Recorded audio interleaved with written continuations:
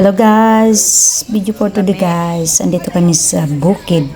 In-invite kami ng tiyuhin namin para kumain at maligo kasi burn out doon sa amin. Super nice yung place guys. Super ginaw. Ayan po. Sobrang enjoy namin doon. Andito kami sa bundok guys. Tingnan nyo, paligid sobrang dilim, diba? Private kasi hindi ko na ibabanggit kung saan ito ha.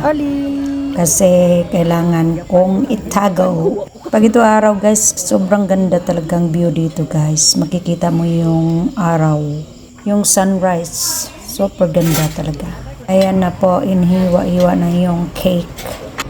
Ayan na mga kasamahan ko, mga Serena. Itim na Serena po. Dami nila oh. Kasi mas maano dito mainit-init kaysa doon sa malaki.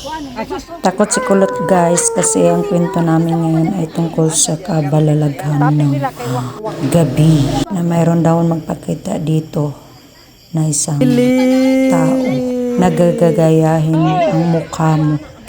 Then hindi pala ikaw yon, ginagaya lang yung mukha mo para masunod mo sila. Tingnan mo paligid, sobrang dilim, diba?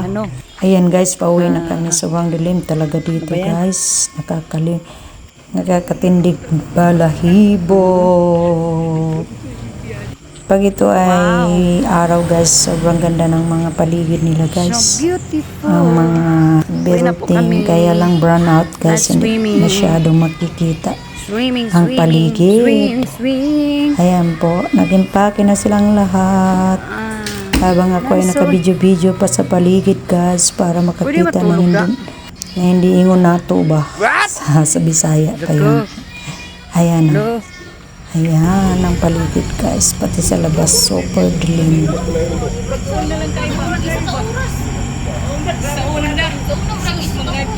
Hindi na masyado makita kasi dilim.